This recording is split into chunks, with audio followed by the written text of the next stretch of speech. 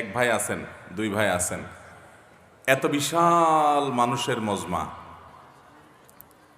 হাজার হাজার মানুষের বিশাল সমাবেশ, মাত্র দুইটা হাত সামনে উঠছে। এখান থেকে বোঝা যায় যে এই নামাজ সম্পর্কে আমাদের সমাজে তেমন কোনো ধারণা নাই। তাহলে আমরা এই নামাজটা সম্পর্কে সংক্ষেপে কিছু কথা বলবো ইনশাআল্লাহ। মুহতারাম হাজরিন, বুখারী মুসলিম এক যুগে বর্ণনা করেছে যে আবু হুরায়রা রাদিয়াল্লাহু তাআলা আনহু তিনি ইরশাদ করেছেন, আওসানি খলিলি বিসালাস, প্রিয় নবী সাল্লাল্লাহু আলাইহি সাল্লাম আমাকে তিনটি বিষয়ের ওসিয়ত করেছেন। কয়টি বিষয় ওসিয়ত করেছেন? আমাদের প্রিয় নবী সাল্লাল্লাহু আলাইহি সাল্লাম এই সাহাবীকে ওসিয়ত করেছেন এ হাদিসে তিনটি বিষয়। লা আদাহুন্না হাত্তা আমুত, আমি মৃত্যুর আগ পর্যন্ত এই তিনটি কাজ কখনো ছাড়ব না, কারণ এই তিনটি কাজ যেন আমি সব সময় করি। নবী করিম সাল্লাল্লাহু আলাইহি সাল্লাম সে ওসিয়ত আমাকে করে গেছেন, আমি এই কাজগুলো কখনো ছাড়ব না মৃত্যুর আগ পর্যন্ত। সাহাবী তার সংকল্পের কথা বলছেন। সে কাজগুলো কি? সাওমু সালাসাতি সিয়ামু সালাসাতি আইয়াম মিন কুল্লি শাহর, প্রত্যেক মাসে 3 দিন করে রোজা রাখা। প্রত্যেক মাসে 3 দিন করে কি রাখা? চান্দ্র মাসের 13, 14, 15 যেগুলোকে আইয়ামে বীজ বলা হয়। নবী করিম সাল্লাল্লাহু আলাইহি সাল্লাম নিয়মিত এই রোজাগুলো রাখতেন। এই রোজাগুলো সেহের এবং ব্ল্যাক ম্যাজিক থেকে মানুষকে রক্ষা করার জন্য পরীক্ষিত এবং অনেক বড় উপকারী। আমাদের সমাজে ঘরে ঘরে আজকাল ব্ল্যাক ম্যাজিক এবং জাদুগ্রস্ত রোগী পাওয়া যায়। রোগী নিজেও জানে না, রোগীর আত্মীয় স্বজন যারা আছেন তারাও অনেক সময় জানেন না যে এখানে ব্ল্যাক ম্যাজিক করা হয়েছে। সাধারণ রোগ মনে করে তার জন্য দৌড়ঝাঁপ করেন। এই ব্ল্যাক ম্যাজিকের রোগীদের চিকিৎসার জন্য চান্দ্র মাসের 13, 14, 15 এই দিনগুলোতে রোজা রাখার কোনো বিকল্প নাই। আর যারা সেফে থাকতে চান, নিরাপদে থাকতে চান, ব্ল্যাক ম্যাজিক কাজ করবে না। কেউ শত্রুতা করে আপনার বিরুদ্ধে ব্ল্যাক ম্যাজিক করবে, কালো জাদু করবে, তাবিজ কবজ কবিরাজ দিয়ে আপনার ক্ষতি করার চেষ্টা করবে, আপনার কোনো ক্ষতি করতে পারবে না। সকাল সন্ধ্যার দোয়াগুলো পড়বেন আর সেই সাথে এই চান্দ্র মাসের 13, 14, 15 এই দিনগুলোতে রোজা রাখবেন। তো সাহাবীকে নবী করিম সাল্লাল্লাহু আলাইহি সাল্লাম 3 দিন প্রতি মাসে রোজা রাখতে বলেছেন। সেটা এই 3 দিন হতে পারে বা যে কোনো দিনও হতে পারে। এটি হলো প্রথম ওসিয়ত। দ্বিতীয় কি? ওয়াসসালাতুদ দুহা, চাষতের নামাজ যেন আমি কখনো না ছাড়ি। নবী সাল্লাল্লাহু আলাইহি সাল্লাম আমাকে ওসিয়ত করেছেন। ওসিয়ত সাধারণ উপদেশ না, ওসিয়ত হলো মনের গভীর থেকে নিংড়ানো উপদেশ, যেটা কখনো ছাড়বা না। পরম আপনজনদেরকে মানুষ ওসিয়ত করে। নবী সাল্লাল্লাহু আলাইহি সাল্লাম তার সাহাবীকে ওসিয়ত করেছেন যে প্রতি মাসে 3 দিন নফল রোজা রাখা, এটা ছাড়বা না। আর চাষতের নামাজ কখনো ছাড়বা না। এই হাজার হাজার মানুষের সমাবেশ, না হলেও 30-40 হাজার মানুষ হবে। এত মানুষের মধ্যে মাত্র 2 জন লোক হাত তুলেছেন। নবী করিম সাল্লাল্লাহু আলাইহি সাল্লাম যেটা সাহাবীকে ওসিয়ত করে গেছেন, এই চাষতের নামাজ কি এই সম্পর্কে যদি আমি এখন প্রশ্ন রাখি, 80% মানুষ আমার ধারণা এটা বলতেই পারবে না যে এটা কোন নামাজ কখন পড়ে। আর এই কারণে এই বিলুপ্ত হয়ে যাওয়া আমলটিকে পুনর্জীবন দেওয়ার জন্য, পুনঃপ্রতিষ্ঠা করার জন্য আমি এই বিষয়ে কথা বলতে চাই। আল্লাহ রাব্বুল আলামিন আমাদেরকে এটা পুনরায় প্রতিষ্ঠা করার তৌফিক দান করুন। তৃতীয় যে ওসিয়ত করেছেন নবী সাল্লাল্লাহু আলাইহি সাল্লাম তাকে, সেটা হলো ওয়ানাউমুন আলা বিত্রিন, এবং বিতরের নামাজ পড়ে যেন আমি রাতে শুই। যারা তাহাজ্জুদ পড়বে নিশ্চিত আছেন বা প্রবল সম্ভাবনা আছে, জোরালো তার সম্ভাবনা আছে, তারা তাহাজ্জুদের পরে বিতির পড়বেন, ঠিক আছে। কিন্তু বিতির পড়তে পারি কি না এ ব্যাপারে যদি সিউরিটি না থাকে, প্রবল নিশ্চয়তা না থাকে, তাহলে সেক্ষেত্রে বিতির পড়ে রাতে ঘুমোতে হবে। সেটাকে বিলম্ব করা যাবে না, বাদ দেওয়া যাবে না। নবী সাল্লাল্লাহু আলাইহি ওয়াসাল্লাম সে ওসিয়ত করেছেন। সহিহ মুসলিমের হাদিস আম্মাদান আয়েশা রাদিয়াল্লাহু তাআলা থেকে বর্ণিত হয়েছে, তিনি বলেছেন, কানান নবী সাল্লাল্লাহু আলাইহি ওয়াসাল্লাম ইউসাল্লি দুহা 4 ওয়া ইয়াজিদু মা শা। নবী সাল্লাল্লাহু আলাইহি ওয়াসাল্লাম প্রতিদিন 4 রাকাত চাষতের নামাজ পড়তেন, আবার কখনো কখনো তার চাইতে বেশিও পড়তেন যতটুকু মনে চায়। অনেক বর্ণনা থেকে 8 রাকাত পর্যন্ত পাওয়া যায়। 4 রাকাতের বেশি 6 রাকাত হতে পারে, 8 রাকাতও হতে পারে। এই হাদিস থেকে বোঝা যায় যে 4 রাকাত তিনি অবশ্যই পড়তেন, এর বেশি কখনো কখনো 8 রাকাতও পড়তেন, 6 রাকাতও পড়তেন। সহিহ মুসলিমের হাদিসে আসছে, আবু যর গিফারী রাদিয়াল্লাহু তাআলা বর্ণনা করেছেন, নবী করিম সাল্লাল্লাহু আলাইহি ওয়াসাল্লাম বলেছেন, আল্লাহ রাব্বুল আলামিন আমাদের শরীরে যতগুলো অঙ্গ প্রত্যঙ্গ দিয়েছেন, যতগুলো জোড়া দিয়েছেন, এই প্রত্যেকটি জয়েন্ট, এই প্রত্যেকটি জোড়া আল্লাহর পক্ষ থেকে অনেক বড় অনুগ্রহ। প্রতিদিন এই জোড়া ঠিক থাকার কারণে আমরা মুভমেন্ট ঠিক মতো করতে পারছি, চলাফেরা ঠিক মতো করতে পারছি, অসুবিধা হচ্ছে না। এই যে আল্লাহ তাআলার এত বিশাল বড় নেয়ামত আমরা লাভ করতে পারলাম, সেজন্য প্রতিটি জোড়া, প্রতিটি অঙ্গের তরফ থেকে প্রতিদিন আমাদের সাদাকা করা উচিত। আমরা একবার সুবহানাল্লাহ বললে একটি জোড়া, একটা জয়েন্টের পক্ষ থেকে, অঙ্গের পক্ষ থেকে সাদাকা হয়, এর পক্ষ থেকে আল্লাহর শুকরিয়া আদায় করা হয়। একবার আলহামদুলিল্লাহ বললে, একবার সুবহানাল্লাহ বললে, একবার আল্লাহু আকবার বললে, একটা ভালো কাজ করলে, একটু দান সাদাকা করলে, কাউকে অন্যায় কাজ থেকে বাধা দিলে, কাউকে কোনো ভালো কাজের নির্দেশ করলে, এই প্রত্যেকটি ভালো কাজ মানুষের প্রতিটা শরীরের প্রতিটি জয়েন্ট থেকে সাদাকা হয়।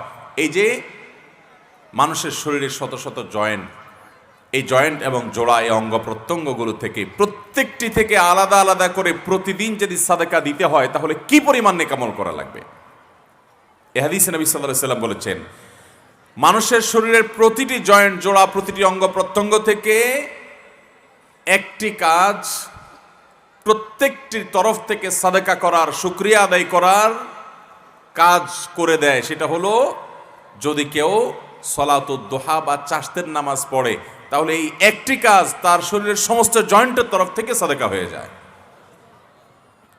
মুহতারাম হাজরিন, এই সালাতুদ দুহা বা চাশতের নামাজের সম্পর্কে তিরমিজির বর্ণনায় আসছে, নবী করিম সাল্লাল্লাহু আলাইহি সাল্লাম বলেছেন যে আল্লাহ রাব্বুল আলামিন হাদিসে কুদসিতে বলেছেন, ইয়াবনা আদম, হে আদম সন্তান, এর কালি আউয়ালান নাহারি আরবাআন, তোমরা দিনের শুরুতে 4 রাকাত নামাজ পড়ো আমাকে সন্তুষ্ট করবার জন্য। এটা আল্লাহ বলছেন। আকফিকা আখিরাহু, তাহলে তোমাকে আমি দিনের শেষ পর্যন্ত পরিপূর্ণ সময়টাতে আমি যথেষ্ট হয়ে যাব সকল ক্ষতি থেকে বাঁচাবার জন্য। এই 4 রাকাত নামাজ সালাতুদ দুহা, যেটাকে আমরা চাশতের নামাজও বলি। নবী আলাইহিস সালাম অন্য হাদিসে বলেছেন, লা ইউহাফিযু আলা সালাতিদ দুহা ইল্লা আওয়াব, যারা আল্লাহর দিকে ধাবিত, আল্লাহর দিকে অগ্রসর, এলিট শ্রেণীর মুসলমান, সাধারণ শ্রেণী না, একেবারে সর্বোচ্চ মর্যাদার, সর্বোচ্চ শ্রেণীর আপার ক্লাসের মুসলমান যারা, এই আপার ক্লাসের মুসলমান, তাদের কাজ হলো আল্লাহর পথে ধাবিত তারা থাকে, আল্লাহর দিকে ঝুঁকে থাকে, আল্লাহর দিকে অগ্রসর থাকে। এই আওয়াব শ্রেণীর বান্দা, আপার ক্লাসের মুসলমানদের আমল হলো চাশতের নামাজ। এটা সাধারণ মুসলমানরা পারে না। এই জন্য নবী সাল্লাল্লাহু আলাইহি ওয়াসাল্লাম এটার নাম দিচ্ছেন ওয়াহিয়া সলাতুল আওয়াবিন। এটা হলো আওয়াবিনের নামাজ, অর্থাৎ আল্লাহর দিকে যারা ধাবিত থাকে তাদের নামাজ, সলাতুদ দুহা। এই নামাজটা কখন পড়তে হয়? এই নামাজটা পড়তে হয় সূর্য যখন তেতে যায়, সূর্যের উত্তাপে যখন বালি মাটি একটু গরম হতে লাগে, তখন থেকে নিয়ে জোহরের ওয়াক্ত হওয়ার আগ পর্যন্ত। এটা গরমের সিজনে এক টাইম হয়, শীতের সিজনে আরেক টাইম হয়। কারণ গরমের সময় সূর্য এক সময় উঠে, শীতের সময় সূর্য আরেক সময় উঠে। আনুমানিক বেশিরভাগ সিজনে দেখবেন আপনি 8টা সাড়ে 8টার পর থেকে নিয়ে আপনার জোহরের আগ পর্যন্ত এই টাইমটাতে বালু তেতে যায়। কখনো একটু দেরি হয়, 9টা বাজে, বা কখনো একটু আগে হয়। তো এই 9টা, 10টা, সাড়ে 10টা এই টাইমগুলোতে জোহরের ওয়াক্ত হওয়ার আগ পর্যন্ত 4 রাকাত নামাজ। কোনো কোনো বর্ণায় অবশ্য 2 রাকাতের কথা বলা হয়েছে, কিন্তু বেশিরভাগ বর্ণায় 4 রাকাতের কথা বলা হয়েছে। আবার অনেক বর্ণায় 8 রাকাতের কথা বর্ণিত হয়েছে। 2 রাকাত করে পড়তে পারেন। সলাতুল লাইলি ওয়ান নাহারি মাসনা মাসনা, নবী সাল্লাল্লাহু আলাইহি ওয়াসাল্লাম বলেছেন, রাত এবং দিনের নামাজ হলো 2 রাকাত করে, নফল নামাজগুলো 2 রাকাত করে পড়ে উত্তম। যাই হোক, অনেক উলামা ইকরাম 4 রাকাত একসাথে করার কথাও বলেন। 2টা আকওয়াল আছে আমাদের মধ্যে, 2টা কওলি আছে। যাই হোক, তো চাশতের নামাজ হিসাবে আপনি 9টা 10টার দিকে কমপক্ষে 4 রাকাত নামাজ পড়বেন। কোনো সূরা নির্ধারিত নাই, যেই কোনো সূরা দিয়ে পড়তে পারেন, সূরা ফাতিহার সাথে আরেকটা সূরা মিলিয়ে। এরপরে আপনি অন্য সব নামাজের যে নিয়ম আছে ঠিক একই নিয়ম, বিশেষ কোনো নিয়ত নাই। আমি সলাতুদ দুহা পড়তেছি, চাশতের নামাজ পড়তেছি, যে নামাজ আমার পুরো শরীরের প্রতিটি অঙ্গ প্রত্যঙ্গ, প্রতিটি জয়েন্ট জোড়া থেকে এই নামাজটাই যথেষ্ট হয়ে যাবে, আমি সেই নামাজ পড়ছি। যে নামাজ পড়ার জন্য নবী সাল্লাল্লাহু আলাইহি ওয়াসাল্লাম একজন নয়, বেশ কয়েকজন সাহাবীকে ডেকে ডেকে আলাদা করে ওসিয়ত করেছেন। ওসিয়ত আর সাধারণ নসিহত উপদেশ এক জিনিস না। নবী সাল্লাল্লাহু আলাইহি সাল্লাম ওসিয়ত করেছেন। ওসিয়ত সাধারণত বলা হয় কোনো ব্যক্তি তার মৃত্যুর পরেও যেন কোনো কাজ করা হয় সে সম্পর্কে যে উপদেশ দিয়ে যায়, গাইডলাইন দিয়ে যায়, ওটার নাম ওসিয়ত। এটা মানুষ একান্ত আপনজনকে করে। আমাদের প্রাণের নবী সাল্লাল্লাহু আলাইহি সাল্লাম তার একাধিক সাহাবীকে, বেশ কয়েকজন সাহাবীকে ওসিয়ত করে গেছেন যে এই নামাজ কখনো ছাড়বা না। যে নামাজ নবী সাল্লাল্লাহু আলাইহি সাল্লাম সাহাবীদেরকে ওসিয়ত করে গেছেন আদায় করার জন্য, এই 40-50 হাজার মানুষের এত বিশাল সমাবেশে 5 জন মানুষও পাওয়া যায়নি সেই নামাজটা আমরা পড়ি। এই নামাজটা ভাইয়েরা আমার নিয়মিত পড়তে না পারি, অন্তত সপ্তাহে 1-2 দিন হলেও, মাঝে মধ্যে হলেও আদায় করব ইনশাআল্লাহ। ভাইয়েরা আমার, এই সমস্ত নফল নামাজগুলো ফরজ নামাজের ঘাটতি পূরণ করবে। কিয়ামতের ময়দানে 5 ওয়াক্ত ফরজ নামাজ তো পড়তেই হবে প্রতিদিন। এই নামাজে যদি ত্রুটি বিচ্ছুতি দেখা যায়, নফল নামাজ দিয়ে আল্লাহ রাব্বুল আলামিন ফরজের ঘাটতিগুলো পূরণ করবেন। বিশেষ করে এই সমস্ত নফল নামাজের এহতেমাম, এগুলোর গুরুত্ব যখন মুসলমানরা দিতে থাকবে, তখন আল্লাহর সাথে তাদের একটা বিশেষ সম্পর্ক হবে। আজকে আল্লাহর সাথে আমাদের কোনো সম্পর্ক নাই, আমরা দোয়া করি মনোযোগ নাই, নামাজ পড়ি মনোযোগ নাই, স্বাদ পাই না, তৃপ্তি পাই না, আল্লাহর সাথে কোনো কানেকশন নাই। আল্লাহর সাথে কথা বলে একটা তৃপ্তি আছে ভাই। আপনি যদি তাহাজ্জুদ পড়তে ভোর রাতে উঠেন, আপনি যদি চোখের পানি ফেলে আল্লাহর সাথে একটু কথা বলেন, আপনি অনুভব করবেন যে পৃথিবীতে সবচাইতে সুখকর সময়গুলো আপনি পার করছেন আল্লাহর সাথে কথা বলতে গিয়ে, আল্লাহর কাছে তওবা করতে গিয়ে। এমনকি আল্লাহর ভয়ে আপনি কাঁদছেন, সেটাও আপনার কাছে উপভোগ্য হবে যদি আপনি তাহাজ্জুদের সময় কেঁদে দেখেন। তাহাজ্জুদ পড়ার সময় ঘুম থেকে উঠে নিরালা এবং নিরিবিলি পরিবেশে যখন একাকী 2 রাকাত 4 রাকাত নামাজ পড়ে সিজদায় এবং দুহাত প্রসারিত করে আল্লাহর কাছে দোয়া করেন। আল্লাহ তাআলা আমাদেরকে এই গুরুত্বপূর্ণ আমলগুলোকে সারা জীবন আঁকড়ে ধরে রাখার তৌফিক দান করুন। চেষ্টা করব তো ইনশাআল্লাহ। ভাইরা আমার, এই চাষতের নামাজ সালাতুদ দুহা, এটা আমাদের সমাজে সবচেয়ে বেশি কঠিন হয়ে গেছে। এর বিশেষ কারণ একটি, যে আমাদের 9টা-10টা এটা হলো কাজের ভয়ঙ্কর সময়, অফিসে দৌড় দেওয়ার সময়, মহিলাদের রান্নাবাড়া পুরোদমে করার সময়, ছেলে মেয়েদের স্কুল কলেজে যাওয়ার সময়। এই জন্য আমরা অনেকে এটা পড়তে পারি না। অথচ আমরা এই টাইমে অন্যান্য অনেক কাজ করি। এই কাজের ফাঁকে 4-5 মিনিট সময় বের করা, 5-10 মিনিট সময় বের করা কঠিন কিছুই না। এর জন্য দরকার হলো প্রতিজ্ঞা, এর জন্য দরকার হলো দৃঢ় প্রত্যয়। নবী আলাইহিস সালাম সাধারণত এই নামাজ কখনো ছাড়তেন না। সবসময় এই সালাতুদ দুহা পড়ার চেষ্টা করবো তো ইনশাআল্লাহ। অন্য কোনো নফল নামাজ, অন্য কোনো সুন্নাহ এইভাবে পরিত্যক্ত হয় নাই আমাদের সমাজে। নামাজের মধ্যে যত সুন্নাত নামাজ আছে, যে নামাজগুলো নবী সাল্লাল্লাহু আলাইহি ওয়াসাল্লাম পড়তেন, সেগুলোই সুন্নাত। এই নামাজকে আপনি নফল নিয়ত করলে পড়লেও হয়ে যাবে। আর এটা নবী সাল্লাল্লাহু আলাইহি ওয়াসাল্লাম পড়েছেন, সেই হিসাবে সুন্নত বলা যায় এটাকে। নফল মানে অতিরিক্ত ফরজ ওয়াজিবের বাইরে, সেই হিসাবে। তো অন্য কোনো সুন্নাহ নামাজের মধ্যে এত বেশি পরিত্যক্ত হয়নি আমাদের সমাজ থেকে, এই আমলটা যত বেশি পরিত্যক্ত। সলাতুদ দুহা আর সলাতুল ইশরাক, একটা হলো সলাতুল ইশরাক। আলহামদুলিল্লাহ এই নামাজটা অনেকেই পড়েন এবং এই নামাজটা পড়ার তুলনামূলক সহজ। কারণ ফজর নামাজের পরে সূর্য ওঠার 15-20 মিনিট পর থেকে এই নামাজ পড়া যায়, চাইলেই পড়া যায়। 2 রাকাত 4 রাকাত নামাজ পড়া যায় যদি ফজর নামাজের পরে কেউ নিজ জায়গায় বসে থেকে জিকির আজকার তাসবিহ তেলাওয়াত ইত্যাদি করতে থাকে। এবং এরপরে সূর্য ওঠা কিছুক্ষণ পর, অর্থাৎ 20 মিনিট পর যদি কেউ এই নামাজ পড়ে সলাতুল ইশরাক, তো আল্লাহ রাব্বুল আলামিন তাকে একটা পরিপূর্ণ, আল্লাহর কাছে পূর্ণাঙ্গ হজের সওয়াব আল্লাহ তাআলা দান করেন। পরিপূর্ণ আল্লাহ রাব্বুল আলামিন বাইতুল্লাহ জিয়ারতের সওয়াব আল্লাহ তাআলা তাকে দান করবেন। অতএব ভাইরা আমার, এই সালাতুদ দুহা সালাতুল ইশরাক আদায় করবো তো ইনশাআল্লাহ। অনেক মুহাক্কিক উলামা ইকরাম সালাতুদ দুহা আর ইশরাককে একই নামাজ বলেছেন। তবে নবী রাসূল সাল্লাল্লাহু আলাইহি ওয়াসাল্লাম হাদিস থেকে দেখলে বোঝা যায় যে সালাতুল ইশরাকটা হলো সূর্য ওঠার পর 20 মিনিট পরেই, আর সলাতুদ দুহাটা হলো আরও কিছুক্ষণ পরে। তাহলে দুইটাকে আলাদা করে পড়লে আমাদের আমলের পরিমাণও বাড়লো এবং বিভিন্ন হাদিস থেকে সেটি বোঝাও যায়। বিধায় চাষতের নামাজটা, সলাতুদ দুহার নামাজটা আমরা 9টা-10টার দিকে পড়বো, চেষ্টা করবো তো ইনশাআল্লাহ। কারা কারা নিয়ত করেছেন যে অন্তত মাঝে মধ্যে হলেও পড়বেন? দাঁড়ান, হাত তোলেন। আল্লাহ তাআলা আমাদের সমস্ত হাতগুলা কবুল আর মঞ্জুর করুন। আল্লাহ আমাদের সবাইকে আমল করার তৌফিক দান করুন। জাযাকুমুল্লাহু খায়রা। আমি আলোচনা যে করলাম, এই আলোচনার ফাঁকে ফাঁকে অনেক হাদিস বলেছি, অনেকগুলো কথা বলেছি। এগুলো আমি কিন্তু একটু পরে প্রশ্ন উত্তর শেষে আপনাদেরকে জিজ্ঞাসা করব। শুধুমাত্র ওয়াজ করে চলে যাওয়া পাবলিক আমি না। আমার কথা, ওয়াজ কতটা শুনছেন, আমাকে আবার ফিডব্যাক দিতে হবে। এমনকি প্রশ্ন উত্তরে যা বলবো সেগুলোও আপনাদেরকে উত্তর দিতে হবে। তাহলে ইনশাআল্লাহ আমরা আমার আলোচনা এবং প্রশ্নোত্তর শেষে আমরা একটা কম্পিটিশনের ব্যবস্থা করব, প্রতিযোগিতা। যারা ভালো করে মনোযোগ দিয়ে কথা শুনেছেন, সঠিক প্রশ্ন উত্তর দিতে পারবেন, তাদের জন্য পুরস্কার নিয়ে আসছি। আমি পুরস্কার দেবো ইনশাআল্লাহ। পুরস্কার নিতে রাজি আছেন তো সবাই? রেডি থাকেন সবাই ইনশাআল্লাহ।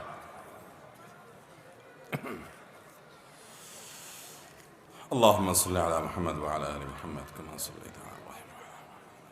ভাই, অনেকগুলো প্রশ্ন আছে, আমরা ইনশাআল্লাহ সবচেয়ে বেশি প্রশ্ন উত্তর দেওয়ার চেষ্টা করব, কারণ আলোচনা আমি দীর্ঘায়িত করি নাই, ছোট্ট বিষয়ের উপর আলোচনা করেছি যাতে করে বেশি প্রশ্ন উত্তর দেওয়া যায়, কারণ সব দরকারি। ক্যামেরাম্যান ভাইরা জলদি বসে যাও। 2 রাকাত বা 3 রাকাত নামাজ পড়ার পর যদি কাশির সাথে 1-2 ফোঁটা পেশাব বের হয়ে যায়, তাহলে নামাজ হবে কিনা? কোনো ব্যক্তি অসুস্থতার কারণে, রোগের কারণে এরকম হতে পারে যে অতিরিক্ত জোরে কাশি এসেছে, উনি কাশি দিয়েছেন, এদিকে 1 ফোঁটা 2 ফোঁটা পেশাব বের হয়ে গেছে, বা যতটুকুই হোক পেশাব বের হয়ে গেছে, এরকম যদি হয় তাহলে তিনি নামাজটা ছেড়ে দিতে হবে, কারণ তিনি অপবিত্র হয়ে গেছেন। আর নামাজের জন্য একটা পূর্ব শর্ত হলো পবিত্র হতে হবে। অপবিত্র ব্যক্তির সালাত কবুল হবে না। লা তুকবালু সালাতুন মিন গায়রি তুহুরিন, অপবিত্র অবস্থায় নামাজ কবুল হয় না। বিধায় যদি কাশির চোটে কারোর পেশাব বের হয়ে যায়, এ আল্লাহর বান্দা নামাজ ছেড়ে দিবেন। যে পবিত্র হয়ে আসবেন, পরিচ্ছন্ন হয়ে অজু করে তারপরে তিনি নামাজ পড়বেন, কারণ একসঙ্গে তার অজুও ভাঙছে, আবার এই পেশাবের ফোঁটা যদি কাপড়ে লাগে, শরীরে লাগে, ওই জায়গাও নাপাক হয়েছে। বিধায় ওই জায়গাগুলোকে আলাদা করে, পুরো কাপড় চেঞ্জ করা লাগবে না, কাপড়ে যে জায়গা লাগছে ওখানে ধুয়ে ফেললে নামাজ হবে।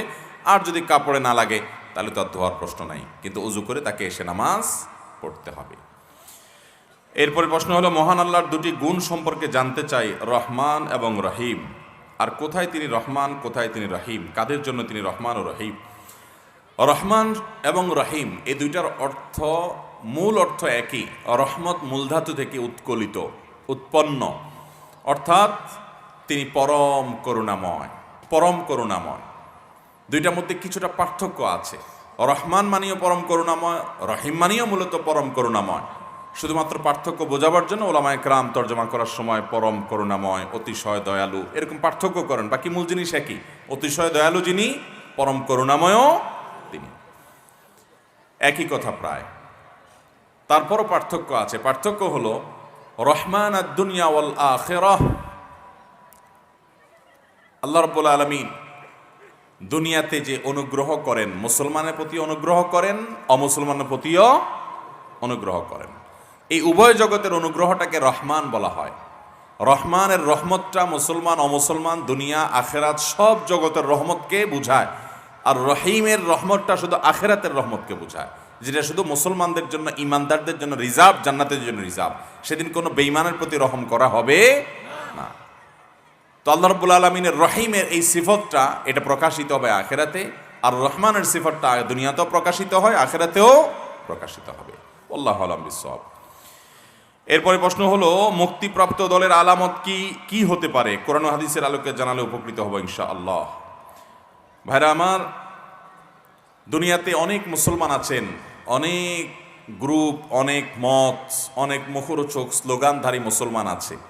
এর মধ্যে আল্লাহর কাছে নাজাত প্রাপ্ত মুসলমান হবেন এক শ্রেণীর মানুষ। তারা কারা? তাদের মার্কা কি? তাদের আলামত কি? তাদের চিহ্নগুলো কি? এ সম্পর্কে নবী সাল্লাল্লাহু আলাইহি ওয়াসাল্লামের ঐতিহাসিক সেই হাদিস আমাদের প্রত্যেক মুসলমানের মুখস্থ থাকা দরকার। তিনি বলেছেন, ইহুদিরা ৭৩ দলে বিভক্ত হয়েছে,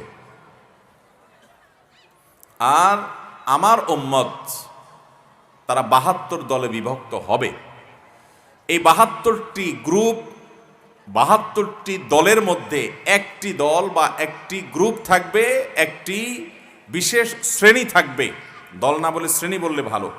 ৭২টা শ্রেণীতে বিভক্ত হবে, এর ভিতরে একটা শ্রেণী নাজাত প্রাপ্ত হবে। তারা কারা? নবী সাল্লাল্লাহু আলাইহি ওয়াসাল্লাম বলেছেন, মা আনা আলাইহি ওয়া আসহাবি।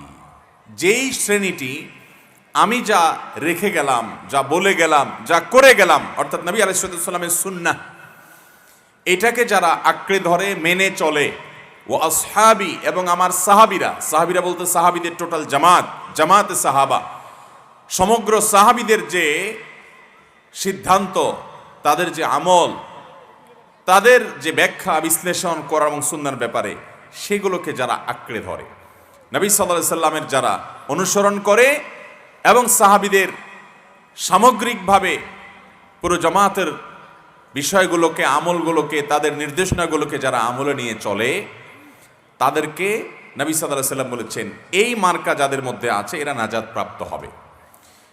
এই মার্কা যাদের মধ্যে আছে তাদেরকে সেজন্য সংক্ষেপে বলা হয় আহলুস সুন্নাতি ওয়াল জামাআহ, সুন্নার অনুসারী এবং জামাতে সাহাবার অনুসারী। আল্লাহ রাব্বুল আলামিন আমাদেরকে সারা জীবন সুন্নাতে রাসূলকে আঁকড়ে ধরার তৌফিক দান করুন, সাহাবা ইকরামের জামাতকে ভালোবাসা এবং তাদের অনুসরণ অনুকরণ করার তৌফিক দান করুন। মোহতারাম হাজরিন, আজ অনেক গ্রুপ বাইর হয়েছে, দেখবেন অনেক চটকদার নাম, হেজবুত তাওহীদ, হেজবুল অমুক, এরকম বিভিন্ন চমৎকার নাম, তাওহীদের দল। কিন্তু না হাদিসের অনুসরণ আছে, না সুন্নার অনুসরণ আছে, না সাহাবীদের কোনো অনুসরণ অনুকরণ নাম গন্ধ বালাই আছে। নবী আলাইহিস সালাম মার্কা বলে দিয়ে গেছেন, তিনি কোনো দলের নাম বলে দিয়ে যান না যে কোন দল হকের উপরে। আপনি প্রচলিত দল বলতে যা বুঝেন, আমরা প্রচলিত দল, মার্কা, ব্যানার এবং আমরা যে গন্ডিবা দল বুঝি, নবী আলাইহিস সালাম সেটা বুঝান নাই। তিনি শ্রেণীর কথা বুঝিয়েছেন। এই শ্রেণীর মানুষ বিভিন্ন দেশে হতে পারে, বিভিন্ন নামে হতে পারে, বেনামে হতে পারে, বিভিন্ন জায়গায় হতে পারে। আমরা দেখব তার ভিতরে সুন্নাতে রাসূলের অনুসরণের মানসিকতা আছে কিনা, এবং সাহাবায়ে কেরামদের ভালোবাসা, সাহাবায়ে কেরামদের অনুকরণ অনুসরণ করা, তাদের ব্যাখ্যা বিশ্লেষণকে মূল্যায়ন করে সেটার উপর আমল করা, সেটাকে গ্রহণ করার মানসিকতা আছে কিনা। যদি থাকে তাহলে এই ব্যক্তি নাজাত প্রাপ্ত। আল্লাহ তাআলা আমাদেরকে এই সুন্নাতে রাসূলকে আঁকড়ে ধরা, জামায়াতে সাহাবাকে ভালোবাসা এবং অনুসরণ করার তৌফিক দান করুন। এরপরে প্রশ্ন হলো, মেহরাবের উপরে এক পাশে আল্লাহ অপর পাশে মুহাম্মদ লেখা টাইলস বসানো হয় অনেক মসজিদে, এর বৈধতা কতটুকু ইসলামের দৃষ্টিতে? অনেক মসজিদেই থাকে, এক পাশে আল্লাহ আর এক পাশে মুহাম্মদ। এটার উদ্দেশ্য যদি হয় এরকম যে কালিমাতুশ শাহাদার মূলত দুটি পার্ট, একটা হলো তাওহীদের আর একটা হলো রিসালাতের। একটা হলো আল্লাহর একত্ববাদের সাক্ষ্য দেওয়ার কথা, আরেকটা হলো আমাদের প্রিয় নবী সাল্লাল্লাহু আলাইহি সাল্লাম যে আল্লাহর পাঠানো দূত, তিনি যে আল্লাহর রাসূল হয়ে আমাদের কাছে এসেছেন, আমরা সেই সাক্ষ্য দিচ্ছি। আশহাদু আল্লা ইলাহা ইল্লাল্লাহ, আমি সাক্ষ্য দিচ্ছি যে আল্লাহ ছাড়া আমার ইবাদত, গোলামি, দাসত্ব, আনুগত্যের উপযুক্ত আর কেউ। ওয়া আশহাদু আন্না মুহাম্মাদান আবদুহু ওয়া রাসূলুহু, এই পাঠের অর্থ হলো আমি আরো সাক্ষ্য দিচ্ছি যে মুহাম্মদ তিনি আল্লাহর পাঠানো দূত আমাদের কাছে এবং আল্লাহর গোলাম। তাহলে মুহাম্মদ সাল্লাল্লাহু আলাইহি সাল্লামের প্রতি ঈমান আনতে হবে, আবার আল্লাহর প্রতি ঈমান আনতে হবে। এই ঈমানের দুটি পার্ট একসাথে যখন আমরা আনবো তখন সেটা আল্লাহর কাছে গ্রহণযোগ্য হবে, সেটার কারণে আমরা মুসলমান হতে পারবো। ওই কথা বোঝাবার জন্য যদি এক পাশে আল্লাহ আর এক পাশে মুহাম্মদ লেখানো হয়, যে আল্লাহ বলতে তাওহীদের প্রতি ঈমান আর মুহাম্মদ বলতে রিসালাতের প্রতি ঈমানকে বোঝানো হয়েছে, এই রকম অর্থে, এরকম উদ্দেশ্যে যদি এরকম রাখানো হয়, লেখা হয়, তাহলে সেটাকে নাজায়েজ, গুনাহ বা শিরক, বিশেষ করে শিরক বলার কোনো কারণ থাকতে পারে না। কিন্তু এক ব্যক্তি নবী সাল্লাল্লাহু আলাইহি সাল্লামের সময় বক্তৃতা দিচ্ছিলেন, বক্তৃতা, ওয়াজ। এই বক্তৃতা দিতে গিয়ে তিনি হঠাৎ করে আল্লাহর কথা বলে সাথে সাথে রাসূল আকরাম সাল্লাল্লাহু আলাইহি সাল্লামের কথাকে এমনভাবে বলেছেন যে আল্লাহ এবং রাসূলকে মনে হচ্ছে এক করে ফেলেছেন, মর্যাদার দিক থেকে এরকম গুলিয়ে ফেলেছেন। অথচ আল্লাহ তিনি হলেন স্রষ্টা আর রাসূল হলেন সৃষ্টি, রাসূল হলেন আল্লাহর গোলাম। আমাদের সমাজে বহু মুসলমান নামধারী মানুষ আছেন যারা বিশেষ করে ওই মারিফতি তরিকা বিশ্বাস করার দাবিদার। এরকম অনেক মানুষ আছে যারা মনে করে যিনি আল্লাহ তিনি মুহাম্মদ। নাউজুবিল্লাহ, এই কথা বললে ঈমান থাকবে? এবং অনেক বাংলা মুখরোচক গান আছে, এই সমস্ত গান তারা গায়, সে গানগুলোর কথামালাও এই টাইপের যে যিনি আরশে আল্লাহ তিনি জমিনে মুহাম্মদ হয়ে এসেছেন। এইরকম বিভ্রান্ত, এরকম ভয়ঙ্কর শিরকপূর্ণ আকীদা অনেক মানুষ আমাদের সমাজে লালন। তো এই জায়গাতে এক পাশে আল্লাহ এক পাশে মুহাম্মদ পাশাপাশি রাখলে এই ধরনের বিভ্রান্তি মানুষের মধ্যে আরো তৈরি হতে পারে। সেই জন্য আমি ব্যক্তিগতভাবে এটাকে আমার ক্ষুদ্র জ্ঞান অনুসারে এটাকে খুব বেশি ভালো মনে করি না। যেহেতু নবী সাল্লাল্লাহু আলাইহি সাল্লামের কাছে এক ব্যক্তি ওইরকম আল্লাহ এবং মুহাম্মদকে এমনভাবে উল্লেখ করেছে, পাশাপাশি মনে হচ্ছে যে দুই সত্তাই একই বা সমান মর্যাদার, নাউজুবিল্লাহ। তখন নবী সাল্লাল্লাহু আলাইহি সাল্লাম সাথে সাথে ওনাকে বললেন, বিইসাল খতীবু আনতা, তুমি খুব নিকৃষ্ট বক্তা, আলোচক, তুমি কোনো ভালো আলোচক নয়, তুমি কোনো ভালো বক্তা নয়। কারণ নবী সাল্লাল্লাহু আলাইহি সাল্লামকে আল্লাহর সমপর্যায়ে নিয়ে গেছে। এবং বুখারীর হাদিসে তিনি বলেছেন, লা তুতরুনি কামা আতরাতিন নাসারা ইবনে মারইয়াম, খ্রিস্টানরা যেরকম ঈসা আলাইহিস সালামকে মর্যাদা দিতে গিয়ে, তার সম্মান বর্ণনা করতে গিয়ে তাকে সীমালঙ্ঘন করতে করতে একেবারে আল্লাহর পরিবার, আল্লাহর পুত্র বানায় দিয়েছে, অথচ আল্লাহ তাআলা সেগুলো থেকে পাক, আল্লাহর কোনো পরিবার, সন্তান, সন্ততির প্রয়োজন। ওয়ালাম ইয়াকুল লাহু কুফুয়ান আহাদ, লাম ইয়ালিদ ওয়ালাম ইউলাদ, তিনি কাউকে জন্ম দেন নাই, অথচ ঈসা আলাইহিস সালামকে আল্লাহর পুত্র বলে, নাউজুবিল্লাহ, আল্লাহর শানে বেয়াদবি করেছে। এটা হলো ঈসা আলাইহিস সালামের মর্যাদা বেশি দিতে গিয়া। নবীজি সাল্লাল্লাহু আলাইহি সাল্লাম আমাদেরকে সাবধান করেছেন, খ্রিস্টানরা যেরকম ঈসা আলাইহিস সালামের মর্যাদা বেশি দিতে গিয়ে সীমা লঙ্ঘন করে ফেলেছে, খবরদার তোমরা আমার মর্যাদা বর্ণনা করো, কিন্তু বর্ণনা করতে গিয়ে সীমা লঙ্ঘন করে আমাকে আল্লাহর পর্যায়ে নিয়ে যাবা না। তো সেজন্য আল্লাহ এবং মুহাম্মদ পাশাপাশি এরকম লিখে এই সন্দেহ, এই সংশয় বা এই বিভ্রান্তির উদ্রেক করা উচিত নয় যে আল্লাহ এবং মুহাম্মদ সমান সত্তা বা পাশাপাশি উল্লেখ করে আমরা এটা যদি বোঝাতে চাই যে নাউজুবিল্লাহ, যারা বিশ্বাস করে যিনি আল্লাহ তিনি মুহাম্মদ, এরকম কিছু, তাহলে সেটা বিভ্রান্তি। কিন্তু আমি যেটা বলেছি শুরুতে, আমাদের সমাজের বেশিরভাগ মানুষই আলহামদুলিল্লাহ এই বিভ্রান্ত এবং এই শিরকপূর্ণ আকীদা বিশ্বাস করে না। সেই জায়গা থেকে ওই যে ইন্ডিকেট বা ইঙ্গিতের জন্য, তাওহীদের প্রতি ঈমানের জন্য আল্লাহ আর রিসালার প্রতি ঈমান বোঝানোর জন্য মুহাম্মদ উল্লেখ করলেন। কিন্তু আমার কত এটার দরকারটা কি? আপনার যদি কালিমায়ে শাহাদা লিখতে মনে চায়, তো কালিমায়ে শাহাদা লিখতে তো 2 মাইল জায়গা যা লাগে না। আপনার যেটুকু জায়গা আছে ওইটুকুর মধ্যে পুরো কালিমায়ে শাহাদা আপনি লিখে ফেলতে পারেন। আল্লাহ বলে আপনি কি বুঝাইছেন, মুহাম্মদ বলে আপনি কি বুঝাইছেন, এখানে কি বিভ্রান্তির সম্ভাবনা আছে কি নাই, এই সমস্ত সন্দেহের রাস্তা রাখার দরকারটা কি? এই জন্য এইভাবে আলাদা করে না লিখে পরিপূর্ণ কালিমায়ে শাহাদা লিখে ফেলান, সেটা অবশ্যই প্রশংসনীয়। কথা কি বুঝাতে পারছি? অতএব মসজিদগুলোতে, সেটা মেহরাবে হোক বাহিরে হোক, লিখলে পুরো কালিমায়ে শাহাদা লিখে ফেলবেন, ওইটাই উত্তম। এই জাতীয় ইন্ডিকেটমূলক ব্যাখ্যা ভালো হতে পারে, মন্দ হতে পারে, এই জাতীয় বিষয়গুলোকে অ্যাভয়েড করে আপনি সরাসরি কালিমায়ে শাহাদাতটা লিখে ফেলবেন। এবং এরকম সংক্ষিপ্ত আকারে সংশয় তৈরি হতে পারে, বিভ্রান্তি তৈরি হতে পারে, এরকম কিছু লিখবেন না। আল্লাহ তাআলা আমাদেরকে বোঝার তৌফিক দান করুন।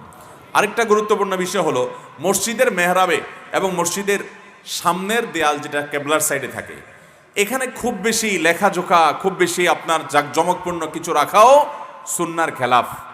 কারণ এখানে যত বেশি লেখাজোখা করবেন, তত বেশি মানুষের মনোযোগ সেটার দিকে যাবে কি যাবে না। অতএব এটাকে যত সাদা মাঠা রাখা যায় তত ভালো। অনেক মসজিদ আছে যে মসজিদে, মসজিদ কমিটিতে যারা আছেন তারা তো আসলে মসজিদের আদব, মসজিদের শিষ্টাচার, মসজিদের আহকাম, মসজিদের সম্মান কিভাবে হয়, অসম্মান কিভাবে হয়, এগুলো জানেনও না। ভক্তি করে, মহব্বত করে, ভালো উদ্দেশ্যেই মসজিদের সামনে এত কারুকার্য করেন, এত সাজসজ্জা করেন যে অতিরিক্ত সাজসজ্জার কারণে মুসল্লিদের নামাজের মধ্যে ওই শুধুমাত্র সাজসজ্জার দিকেই মনোযোগ চলে যায়। নবী করিম সাল্লাল্লাহু আলাইহি সাল্লাম একবার একটা কাপড় তাকে দেয়া হলো নামাজ পড়ার জন্য। তিনি নামাজ পড়ার জন্য দাঁড়ালেন, সালাত আদায় করলেন। সালাত আদায় করার পর সালাম ফেরানোর পর বললেন, কে আমাকে এই কাপড় দিলা? এই কাপড়ে এত চাকচিক্য, এটার ভিতরে এত কারুকার্য যে আমার সালাতের মনোযোগ নষ্ট হয়ে কারুকার্যের দিকে মনোযোগ যাচ্ছিল। তখন ওই কাপড়টা সরিয়ে তাকে একটা সাদামাটা প্লেন কাপড় দেওয়া হলো। নবী রাসূলুল্লাহ সাল্লাল্লাহু আলাইহি ওয়াসাল্লাম সেই কাপড় পরলেন। আমরা তো এখন মক্কা যাই আর মদিনা যাই, জায়নামাজের মধ্যে কাবার ছবি, মসজিদে নববীর ছবি, আরও দুনিয়ার এটা সেটা এত কিছু থাকে যে নামাজের মধ্যে আমরা শুধুমাত্র ওইগুলোর দিকে মনোযোগ দেই। প্লেন জায়নামাজে আপনি যখন নামাজ পড়বেন, প্লেন জায়গাতে নামাজ পড়বেন, সামনে আপনার মনোযোগ নষ্ট হতে পারে এমন কিছু যদি না থাকে, তখন আপনি দেখবেন নামাজের মধ্যে এক রকমের অভূতপূর্ণ এক গাম্ভীর্য এসেছে, আল্লাহর প্রতি মনোযোগ এসেছে। আমরা সেটা বুঝি না। অতএব মসজিদের একেবারে সামনে চোখে পড়ে যায় নামাজের সময়, এরকম সামনে তেমন কিছু খুব বেশি জিনিস চাকচিক্যপূর্ণ রাখা উচিত নয়। লেখাজোকাও অপ্রয়োজনে থাকা উচিত নয়। হ্যাঁ, অনেক উপরে আছে, দেখা যায় না নামাজে দাঁড়ালে, সেটা ভিন্ন কথা। অনেক মসজিদে দেখবেন মেহরাবের সামনে কাবার ছবি লাগানো আছে, দেখছেন? মেহরাবের সামনে ইমাম সাহেবের একেবারে চোখ পড়বে গিয়ে ওই জায়গাটাতে কাবার ছবি টাঙানো আছে। তো এই ধরনের ছবি যদি আপনি টাঙান, মনোযোগ তো সেদিকে যাবে। নামাজের মধ্যে আপনি যদি বাইতুল্লাহ নামাজ পড়েন, মক্কা শরীফে গিয়া, মসজিদে হারামে গিয়ে যদি আপনি নামাজ পড়েন, তারপরও বাইতুল্লাহর দিকে তাকায় নামাজ পড়া নিষেধ, জায়েজ নাই। আপনি নামাজের মধ্যে সেজদার এরিয়াতে তাকাবেন, আপনি বাইতুল্লাহর দিকে সামনে তাকাবেন না, উপরের দিকে তাকিয়ে নামাজ পড়াও নিষেধ হাদিসে। সেখানে আপনার মসজিদের মেহরাবের সামনে একেবারে চোখ সামনে লাগে, সেখানে আপনি বড় করে বাইতুল্লাহর ছবি টাঙালেন আর জায়নামাজ নিয়ে আসলেন সেরকম ছবি আলা। এগুলা নামাজকে নষ্ট করে দিবে না, কিন্তু অনুত্তম কাজ। যত প্লেন জায়গাতে নামাজ পড়বেন দেখবেন যে আপনার নামাজের ভিতরে গাম্ভীর্য এসেছে। এমনি মনোযোগ ধরে রাখতে পারি না আমরা, এর মধ্যে যদি আবার নানা চাকচিক্য থাকে, নামাজে মনোযোগ থাকবে? আল্লাহ তাআলা আমাদেরকে বোঝার তৌফিক দান করুন। এরপরে প্রশ্ন হলো, আমি তাফসির বিভাগ নিয়ে কামিল করেছি। বিভিন্ন তাফসির গ্রন্থ নিয়ে অধ্যয়ন করার সময় মুফাসসিরগণের ভিন্ন মতামত যা আমার পছন্দ নয়, এমন ক্ষেত্রে তাদের প্রতি অবজ্ঞা বা বিদ্রুপমূলক মনোভাব তৈরি হয়। এগুলো পাপ হবে কিনা, কিভাবে বাঁচতে পারি এ থেকে? দেখুন, অনেক হাদিস বিশ্লেষক এবং কোরআনে কারীমের তাফসির কারক, তাদের অনেক মত আছে, যে মতগুলো শোনার পর একজন ছাত্র হিসাবে, শিক্ষার্থী হিসাবে আমাদের কাছে অংশ মনে হয় যে এত এত সাদামাঠা কথা, এত সাধারণ কথা, এত অযৌক্তিক কথা বলতে পারেন। এরকম অনেক ওলামায়ে কেরামের অনেক আকওয়াল আছে, তাফাররুদাত আছে, তার হাজার হাজার ব্যাখ্যা আছে, হাজার হাজার আয়াতের ব্যাখ্যা তিনি, শত শত আয়াতের ব্যাখ্যা তিনি করেছেন। কিন্তু কোন একটার ব্যাখ্যা হয়তো আমার কাছে খুব বেশি অসুন্দর মনে হতে পারে, তাই বলে তার প্রতি অবজ্ঞা বা অশ্রদ্ধার মানসিকতা আসা উচিত নয়। আমি যেটাকে অযৌক্তিক মনে করছি, আল্লাহর এলেমে সেটা যৌক্তিক হতেও পারে, আমি তো জবর কেটে বলতে পারি না, আমার মনে হচ্ছে অযৌক্তিক, সেজন্য আমি এটা গ্রহণ করলাম না, বা অন্যান্য ওলামায়ে কেরামটা গ্রহণ করলেন না, সেটা মারজুহ বা অগ্রহণযোগ্য মত থাকলো, তাই বলে আমি অবজ্ঞা করব না।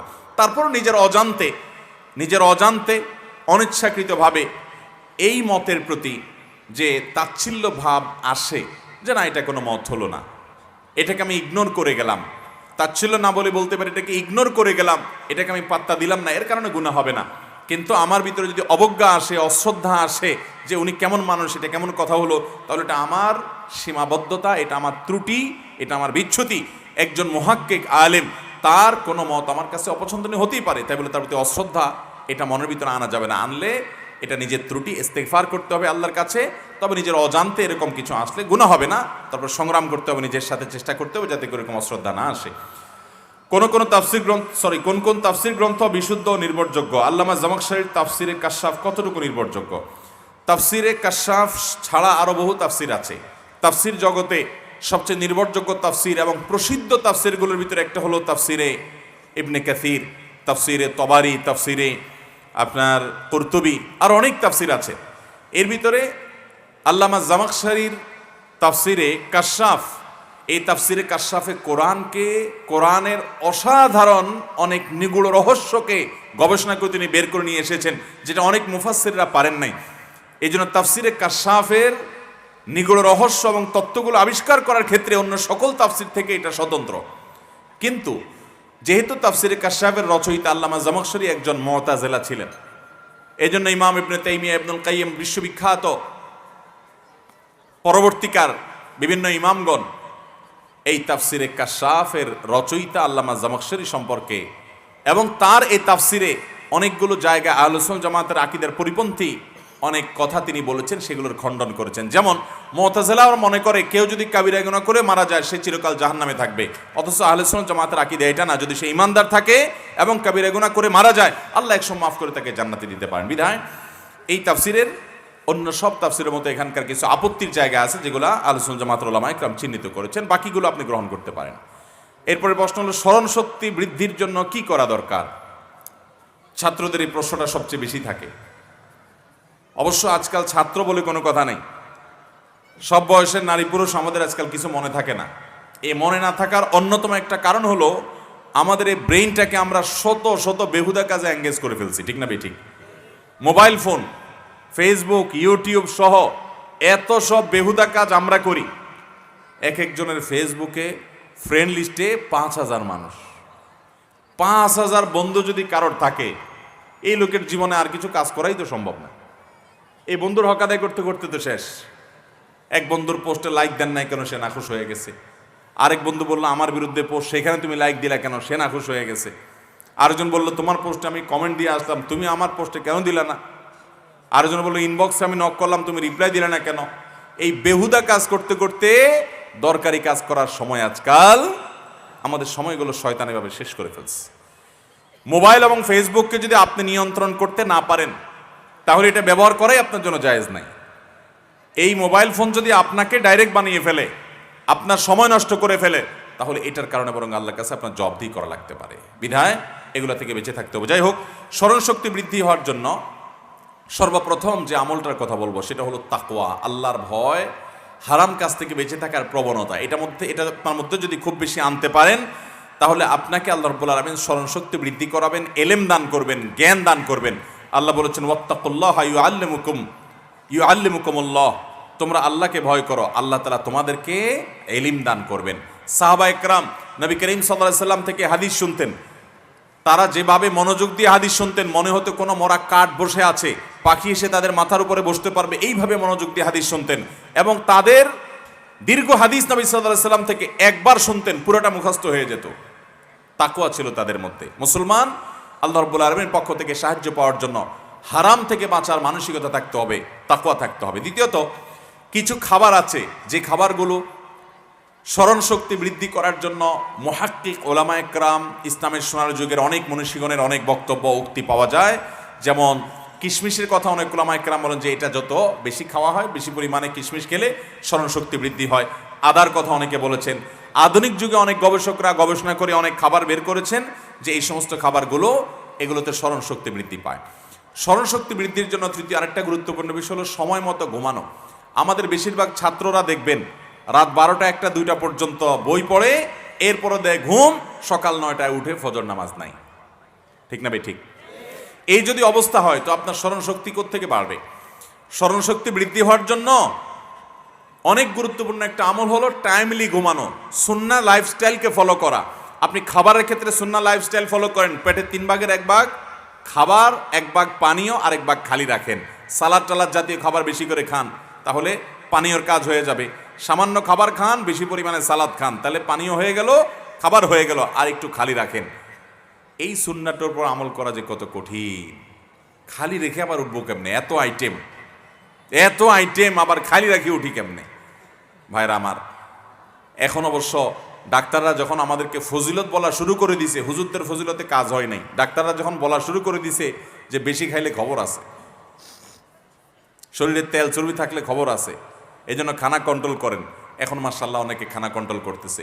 নবী করিম সাল্লাল্লাহু আলাইহি সাল্লাম সপ্তাহে 3 দিন, মাসে 3 দিন রোজা রাখার জন্য নির্দেশ করেছেন, ওসিয়ত করেছেন। সপ্তাহে 2 দিন সোমবার বৃহস্পতিবার রোজা রাখতে বলেছেন। তখন আমরা মানি নাই। এখন ডাক্তাররা বলছে মাঝে মধ্যে ফাস্টিং করতে হয়, না হলে স্বাস্থ্য ধ্বংস হয়ে যাবে। এখন দেখবেন ওয়াটার ফাস্টিং করে। ওয়াটার ফাস্টিং বুঝেন? ওই যে ভোর রাতে একটু পানি খায় আর কিচ্ছু না। কারণ তাকে কিটো ডায়েট করতে হবে, টমুক ডায়েট করতে হবে, স্বাস্থ্যের শরীরের চর্বি কমাইতে হবে, তার যৌবন আবার ফিরিয়ে আনতে হবে। এই জন্য খানা কমায় চর্বি টর্বি গলায়। ডাক্তাররা ফজিলত বলার পরে আমল শুরু করছেন।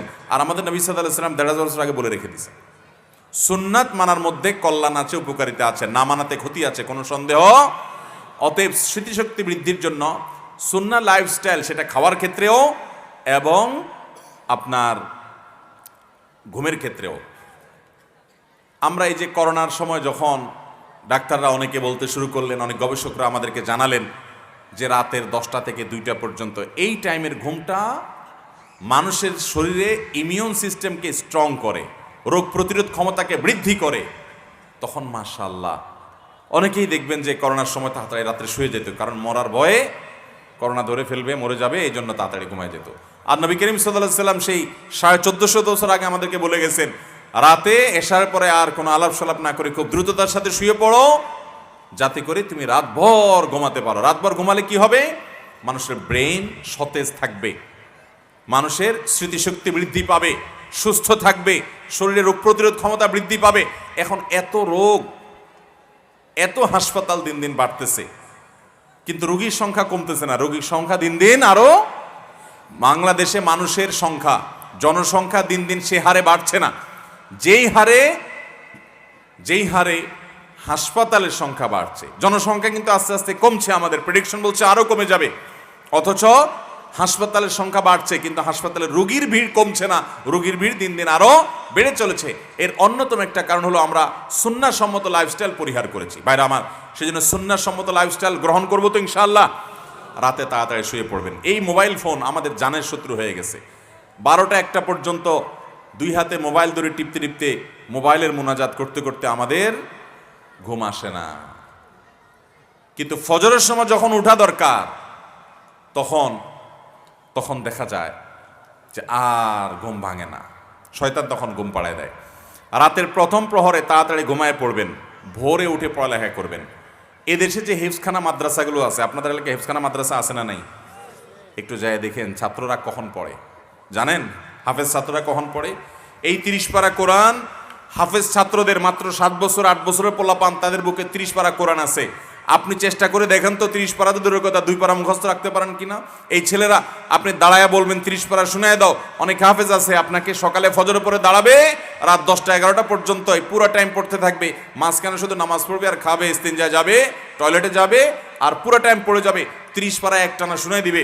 পৃথিবীতে যদি কিছু আশ্চর্যজনক বিষয় থাকে তার ভিতরে এটা একটা, যে এত বিশাল বড় গ্রন্থ, এত বিশাল বড় বই, আল্লাহর কালাম কোরআনে কারীম, এটা এই ছোট ছোট বাচ্চারা মুখস্থ করে ফেলে এবং তাদের স্মৃতিতে সারা জীবন তারা ধরে রাখে।